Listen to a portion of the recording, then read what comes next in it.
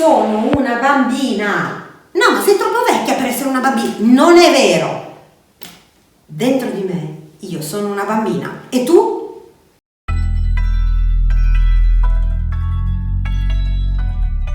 Non fare il bambino. Sei un adulto, perché devi fare il bambino? Hai già 12 anni, perché devi fare il bambino? Hai già 50 anni, perché devi fare il bambino? In realtà dentro siamo tutti bambini, siamo ancora bambini ed è la parte più fresca che abbiamo, è la parte più naturale, più ingenua e più spontanea che abbiamo dentro di noi. Dentro di noi abbiamo tutto, in realtà, anche perché il nostro meraviglioso cervello non dimentica niente e tantomeno fa il nostro meraviglioso corpo.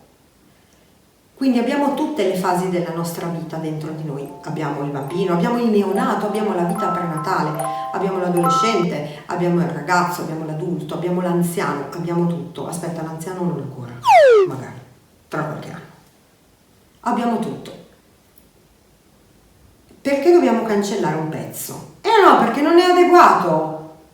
Tu hai tot anni e quindi non puoi comportarti come un bambino. Perché? Perché no?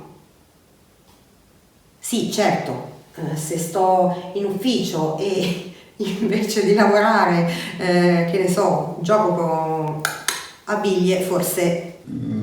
c'è qualcosa che non va. Ma e se invece continuassimo a mantenere la freschezza, la spontaneità, l'ingenuità del bambino? Quando ci muoviamo, la parte migliore del nostro movimento è sempre quella più spontanea. Perché dico la migliore? Perché è quella più efficace. Quanto più un movimento è costruito, quanto più un movimento è artificioso e tanto meno è soddisfacente per chi lo esegue e tanto meno è convincente per chi lo vede. Se io vado a vedere uno spettacolo e vedo davanti a me un danzatore che fa una cosa che vistosamente gli è costata chilometri di ore in sala prove, vedrò i chilometri di ore in sala prove e dirò: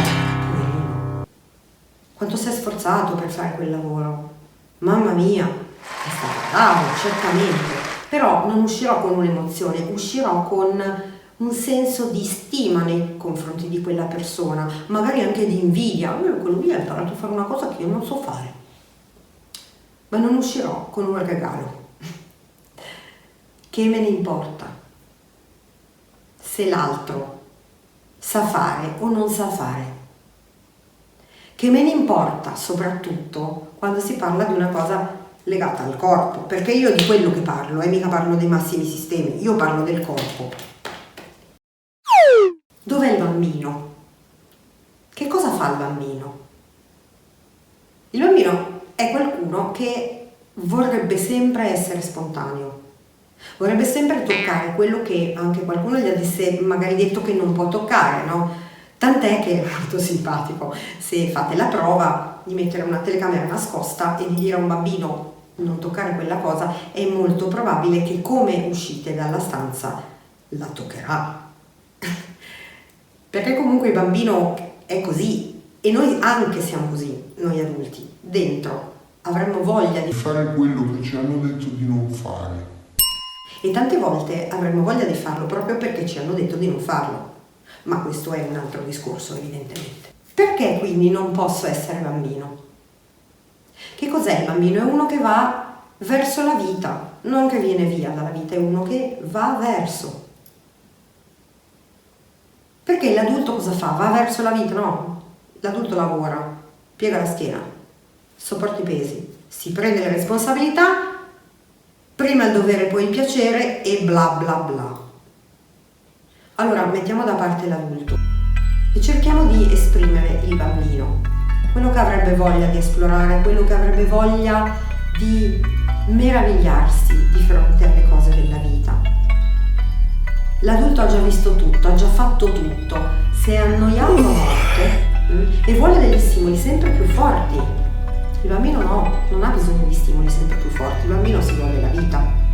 Allora perché io non posso vedermi la vita? No, devi fare l'adulto. No, devi fare l'adulto.